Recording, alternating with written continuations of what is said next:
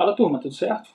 Pessoal, então, continuando aqui com os nossos gráficos de dispersão, hoje aplicando aquelas ideias que a gente mostrou aí nos últimos 3 vídeos, se eu não me engano, onde a gente estava trabalhando realmente lá diretamente com os gráficos de dispersão, aqui a gente vai utilizar aquelas ideias lá, né, aqueles códigos, para que a gente possa construir aqui também um gráfico de regressão, tá? Onde a gente vai colocar uma linha de tendência e também vai colocar aqui dentro a nossa equação, né, dentro de uma legenda, tá ok? Bom, então a gente vai chegar num gráfico aqui desse tipo aqui, beleza? Daí eu quero começar aqui com vocês o seguinte, vou só minimizar aqui esse gráfico, melhor dizendo, vamos dar uma limpeza, aí a gente vai construir ele do zero. Bom, o que é que eu tenho aqui? Eu tenho dois conjuntos de dados, tá? Que eu estou chamando aqui de causa e de efeito. Se vocês por acaso estiverem encontrando alguma semelhança com uma curva, por exemplo, de fósforo, tá? Onde a gente faz isso no laboratório, como é que fala? Não estranhem, beleza? Bom, o que é que eu estou fazendo aqui? Ó? Na minha causa, eu estou colocando sempre os valores de 0,2, 0,4, 0,6, 0,8 e 1, repetindo eles 3 vezes e eu vou associar a cada um desses conjuntos, né, desses trios, 3 valores de dados, tá? Beleza? Bom, vamos rodar aqui, que aí a gente já vai armazenar aqui ó, os nossos dados de causa, os nossos dados de efeito, depois eu vou gerar aqui o quê? Um data frame, uma tabela de dados, tá? Então a gente visualizando aqui a tabela de dados, a gente pode já verificar que cada um dos nossos as nossas 3 causas aqui, ó, melhor dizendo, as 3 repetições das nossas causas, sempre vai ter aqui associado 3 valores de efeitos que não necessariamente precisam ser iguais, eles têm algum tipo de variação, e a gente vai colocar um parâmetro, né, uma estatística aqui de variação, melhor dizendo, dentro do nosso gráfico, tá? Bom, aqui embaixo o que é que eu vou fazer? Eu vou usar a função TEP, para quê? Para que a gente possa fazer o cálculo das médias de causa, das médias de efeito, e também os dados aqui de desvio padrão dos nossos efeitos, tá? Então vai ser através do desvio padrão, né, que a gente vai colocar lá no gráfico as nossas barras de variação. Bom, vamos calcular aqui a primeira, segunda e terceira estatística que a gente quer calcular com relação a esse conjunto de dados. Agora nós vamos pegar essas estatísticas, as médias das causas dos efeitos e os desvios também dos efeitos, e colocar aí numa nova tabela que a gente também está chamando aqui de dados. Então a gente vai substituir aquela tabela inicial que a gente chamou de dados por essa agora que contém apenas as médias e o desvio, as médias de causa e de efeito e o desvio padrão de efeito. Beleza? Bom, o que eu vou utilizar aqui ó, nessas duas linhas? Eu estou utilizando aqui a função LM para que eu possa gerar aqui, né, ou melhor dizendo, testar uma equação de regressão e eu possa obter aqui as estatísticas dessa equação. Então eu vou chamar esse modelo aqui de curva, tá? Inclusive, esse modelo aqui que eu estou testando é um modelo do tipo linear, e também a gente pode chamar aqui de equação da reta, ok? Então, vou rodar, vou armazenar aqui os dados, né, as estatísticas dentro do nosso objeto curva, e utilizando a função summary, eu posso obter aqui o resumo estatístico dessa equação de regressão. Onde eu tenho aqui, por exemplo, os coeficientes, tá? O intercepto e também o coeficiente aqui angular. E aqui também eu tenho as estatísticas, né, as significâncias desses coeficientes. Aqui embaixo eu tenho outro parâmetro importante, que é o R ao quadrado. Em algum vídeo mais à frente a gente deve falar um pouco mais sobre regressão, tá? Enfim, a regressão ela vai fazer aí o quê? Ela vai relacionar matematicamente a nossa causa ou os dados que estão lá no nosso eixo X com os dados que estão lá no nosso eixo Y, tá? Bom, aqui eu tenho aquela função options, onde eu vou colocar aqui no Alt Deck o nosso separador decimal, então aqui eu já estou utilizando uma vírgula, se vocês perceberem também aqui já está em vírgula, tá? Por quê? Porque eu quero que lá no meu gráfico o separador decimal também seja vírgula. Ah, eu não quero vírgula, quero ponto, então coloca aqui, ponto, beleza? Geralmente quando vocês abrirem aí o RStudio de vocês, provavelmente os gráficos eles já vão estar em ponto, mesmo sem você precisar utilizar o Alt Deck, tá? Aqui embaixo, né, a gente vai gerar aqui então um novo gráfico, então a gente vai pedir aqui para que abra aqui uma nova janela gráfica.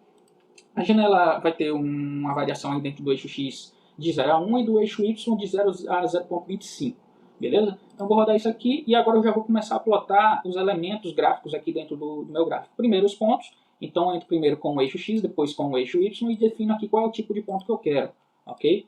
Cada número que você coloca aqui você vai ter um tipo de ponto diferente. Então quando eu coloco 19 eu tenho esses pontos ó, preenchidos e arredondados, ok?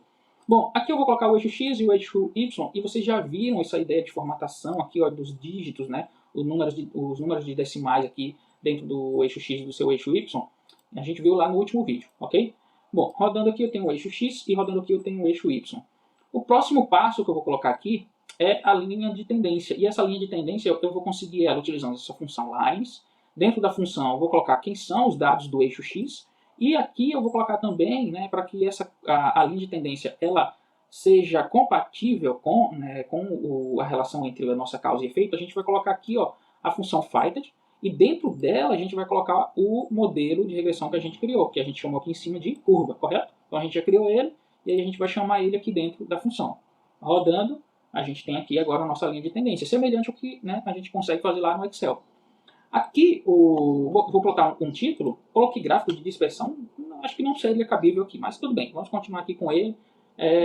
Qualquer coisa a gente volta e refaz aqui o gráfico, beleza? Bom, no texto aqui, né, do eixo X, eu vou colocar aqui concentração em miligramas por decímetro cúbico, ok? E eu estou simulando aqui como se fosse uma curva realmente de fósforo que a gente faz no laboratório. E aqui eu vou colocar a absorbância, tá? No eixo Y. Beleza? Então aqui já está com a nossa absorbância. Bom, aqui só para eu lembrar, né, quem é o coeficiente linear e angular aqui da nossa equação, eu pedi aqui para ser chamado utilizando uma função PEST, e aí eu faço uma concatenação aqui junto com os parâmetros lá da nossa curva, tá? Então quando eu coloco aqui curva, cifrão, coeficientes, e entre colchetes eu coloco o 1, eu vou obter o coeficiente linear. E quando eu coloco 2, eu vou obter o coeficiente angular. Tem certeza, Danilo? Tenho. É só a gente rodar aqui de novo, ó, summary curva, e aí a gente tem aqui, ó, tá vendo? Nosso coeficiente linear, que é o intercepto, e nosso coeficiente angular, que é o que vai ficar associado aí aos valores da nossa causa, os valores de x, tá? Aqui a gente também tem um r ao quadrado e a gente pode inserir essas informações na nossa legenda, né, na nossa equação. Então, ó, se eu pegar esses valores aqui, ó, posso pegar esse valor, melhor, vamos pegar as primeiras 4 casas. Posso substituir aqui, ok? E esse daqui também, 0,028. Aliás, já tem aqui o r ao quadrado 0,9922. Perfeito. Bom, o que a gente tem aqui dentro ainda dessa legenda, né? Eu vou colocar aqui, ó, no LTY, eu estou colocando o valor 1, que vai identificar esse mesmo tipo de linha aqui na legenda. Vamos rodar aqui para você ver. Bom, então aqui a gente tem a nossa legenda, só ampliar um pouco mais o gráfico, beleza? Então aqui, ó, a gente tem um tipo de linha, que é a linha do tipo 1. Se eu colocar uma linha do tipo 2, por exemplo, isso aqui pode vir tracejado, ok? E o tipo de ponto também é importante, né? Eles têm que coincidir aqui, ok? Bom, se eu quero colocar esse chapeuzinho aqui, ó, em cima do y para que eu represente que é uma estimativa, então eu vou ter que utilizar aqui a função ret, ok? Então ret y, e aí ele vai colocar o chapéu sobre o y. Beleza, e está aqui formatada a nossa equação. Bom, aqui logo abaixo, o que eu posso colocar? Eu posso colocar aqui, né, dentro do nosso arrows, as barras que vão representar aí um parâmetro de variabilidade. No caso aqui eu utilizei os desvios padrões, correto? Bom, primeiro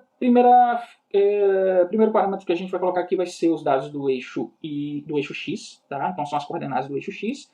O primeiro e o terceiro parâmetro. O segundo e o quarto parâmetro vão ser as coordenadas do eixo Y, sendo que no segundo parâmetro vai ser a coordenada do eixo Y mais o desvio padrão.